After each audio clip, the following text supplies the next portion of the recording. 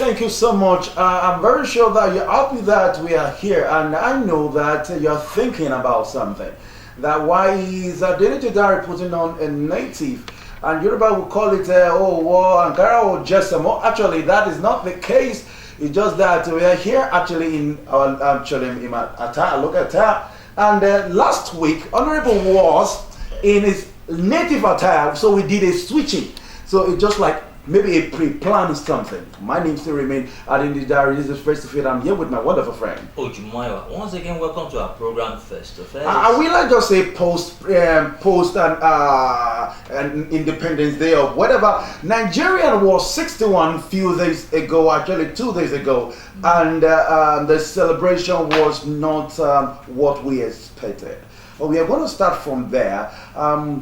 How did you see the celebration few days ago?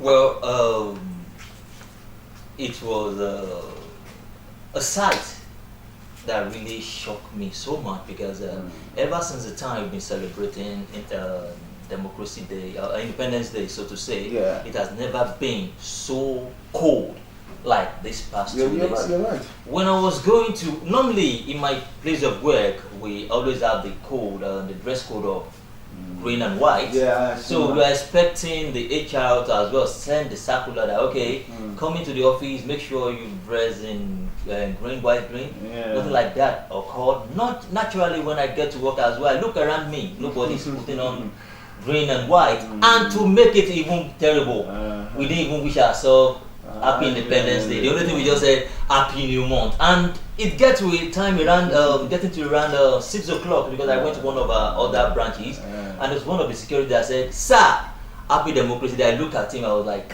what are you celebrating? From that note, my honorable was just giving a recount of his experience. Actually, that day was just a cold sour that they never shows that we are actually celebrating. Normally, I know that a few years ago when it's independent, we actually like schools you go to the national stadium actually to do some parade and all that, but it did not happen. So we are looking at a different angle from what you just said. That you remember that you told me that the person that tried to wish you that the person paid dearly for that. Okay, first of first, why did you think that independence was not gracefully celebrated in that contest? Yeah, to many people, what did we want to celebrate independence for? 61-year-old Nigeria. What have you been able to celebrate? What can we showcase? We call ourselves the giant of Africa. The giant has become a dwarf for a very long time. Just like that. Now, even in the Africa nation as a whole, we are more like a laughing stock because everything about this nation is just going down. I was discussing with a friend as well 2 days ago. He was comparing Ghana currency with Nigeria. Do you know that Ghana currency has really appreciated more than Nigeria? Okay, we're going to take it one after the other so that our audience we should actually understand what we are talking about because a lot of things it's just like what Bosman talked about water run dry. Actually, that's the case in Nigeria right now. Now, from that side, from the currency you just mentioned, because we know that Nigeria economy actually dropped a fast. We actually listen to news. You find out that we are in the post of inflation. The amount of a comb of Gary that is 5-6 years ago cannot be compared. You know that actually around 1998 2000 where you can actually buy a big Congo for like 400 300 at most, right? And which I know that Jebu Gary just at that point. But right now, if you have 1,000 naira, sorry, you can't actually achieve anything. Now that's where you actually come in. Comparing ourselves to Ghana, I'm not sure that I've never heard. Actually, you are just saying that Nigeria is a giant of Africa. Nobody's actually saying that right now. The second thing we should talk about is insecurity. This is a major thing that's actually making people not to actually celebrate. Well, what are we going to talk about that insecurity in this country? Yes, actually, again, on that aspect of that insecurity, something came up as well when I was having a conversation with one of my in-law that lives in Kaduna. Just imagine an army barrack. They shut down the communication in one of the biggest army barracks in Kaduna. whereby every people living around that environment cannot make call or receive call. Now let's ask ourselves that question. So those people living at that region, that means they are out of the nation. So like if anything happens to them, no one will hear the story. Okay, from that, they I actually saw the news that the people, the minister in that state said that because of the insurgents and these people actually giving contact, we notice that most time when they actually kidnap people, the kidnapper want to actually communicate. Now at this period now, when there's no strict contact, they cannot actually perpetrate what they are actually doing. But most times when there's advantage, there must be a disadvantage about that. And that I think that actually insecurity is one issue that actually is killing this country. Okay, let us talk about infrastructure because we want to take a bit so that our viewers will understand from that perspective. Infrastructure, we have talked about our economy, which is the one thing. When our president, let us talk about President Buhari. When he came in the first 4 years, he promised us something. And this is what we are talking about. It promised us infrastructure. It promised us security. And talking about the best economy. What are we seeing in this country? I want us to deliberate on those promises that our president have not actually fulfilled in his word, from his word, I would rather say. Well, I've already been saying it. I'm not expecting 90% performance from any government. But at least there should be like 40 to 45% performance. But lately, in the last 6 years, all what the led administration have been giving us is just ordinary paperwork. We will do this, we will do this, we will do this.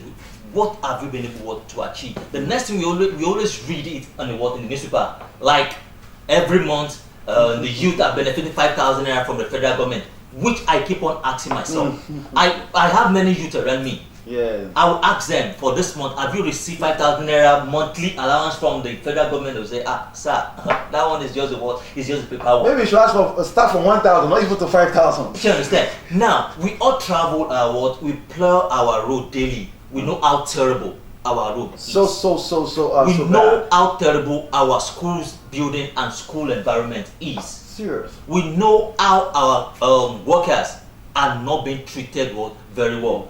Many months over the month, no increment in salary, even to the extent that many states are still owing. And if you try to say something, they're actually going to threaten, like what happened to the medical team. They say that they actually went on strike, and what would the federal government say? Federal government told them they should actually have a register. Anybody that's not come to work, it just know that he or she is actually in a story. And on that aspect, do you know that there was a time whereby there was a particular firm in Dubai that coordinate an interview for Nigerian doctors, and when the federal government got to know about they cancel such an interview or the job sort of a thing. Now we keep on losing many of our best men out of Nigeria. How long do we want to continue? And we keep on saying that Nigeria is one. How do we want to be one when many people are suffering while few are enjoying the dividends and the honey and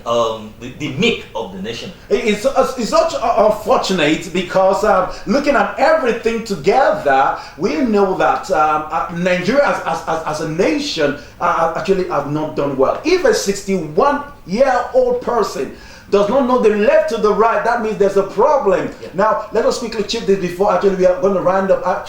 We actually expect your comments. Please try to comment, try to tell them to subscribe and all that. Now, from this infrastructure, you mentioned school. And I just, when we're talking, I have to write something down. They said, I've never seen it, that they'll be feeding the students.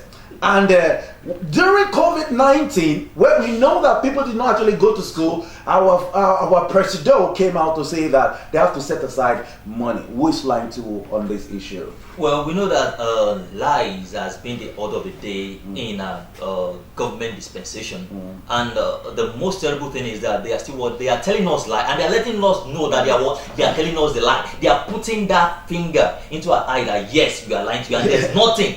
Absolutely nothing you can do about it. Okay, absolutely nothing you can do about it, and that's why we are actually going to draw the curtain on face to face. But I know that one day is for the thief. Actually, every day is for the thief. One day is for the owner of the person that owns that property. I'm very sure. I'm just afraid that it should not get to a point of Liberia that things will actually go dead end. And that's why we actually come to this station to actually talk about everything that happens. And if you're not happy about it, you should be happy about it. Please try to encourage us, that giving us a comment. Try to actually increase in all social media actually place on our TV station. You can actually do that right there. So we're going to close this show right away. I'm not only here, I'm here with my wonderful friend. I'm going to say bye-bye.